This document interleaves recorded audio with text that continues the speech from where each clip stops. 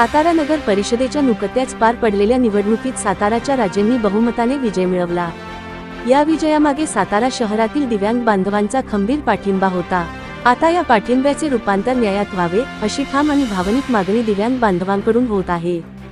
सातारा नगरपालिकेत स्वीकृत नगरसेवक म्हणून दिव्यांग बांधवांना संधी द्यावी अशी मागणी करत आज सातारा जिल्ह्यातील शेकडो दिव्यांग बांधवांनी महाराष्ट्र राज्याचे बांधकाम मंत्री माननीय श्रीमंत छत्रपती शिवेंद्रसिंहराजे भोसले आणि खासदार माननीय श्रीमंत छत्रपती उदयनराजे भोसले यांना निवेदन दिले।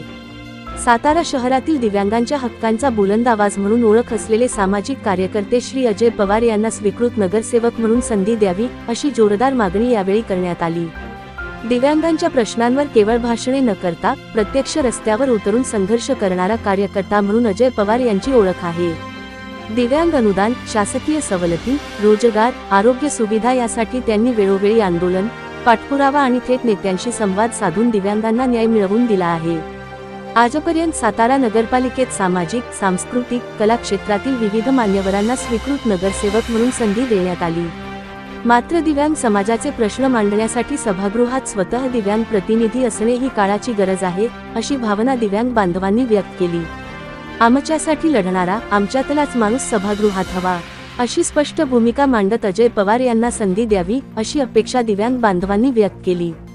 अजय पवार यांना सभागृहात संधी मिळाल्यास दिव्यांगांचे अनेक प्रलंबित प्रश्न मार्गी लागतील, त्यांचा आवाज थेट निर्णय प्रक्रियेत पोहोचेल असा विश्वास दिव्यांग समाजातून व्यक्त होत आहे। या शक्ती प्रदर्शनात प्रहार संघटनेचे सामाजिक दिव्यांग कार्यकर्ते अमोल निकम, अविनाश कुलकर्णी, अमोल भातुसे, ताजभाई मुलानी, शैलेंद्र बोर्डे, प्रशांत बगले, अक्षय बाबर, नामदेव इंगळे, प्रेमनाथ कदम, रवी गाडे, संतोष भोसले, संतोष विभूते, विनायक धनावडे, जलानी इनामदार, हरिभाऊ साळुंखे, अनिल हेबे, नितीन शिंदे यांच्यासह मोठ्या संख्येने दिव्यांग बांधव उपस्थित होते। दिव्यांगांना प्रतिनिधित्व दिल्यास सातारा नगरपालिका महाराष्ट्रासाठी आदर्श ठरेल का? दिव्यांगांच्या हक्कासाठी लढणाऱ्या कार्यकर्त्याला न्याय मिळणार का? याकडे संपूर्ण महाराष्ट्राचे लक्ष लागले आहे। बातमी HB बापू, लोकवार्ता, MA चक्रा न्यूज, सातारा।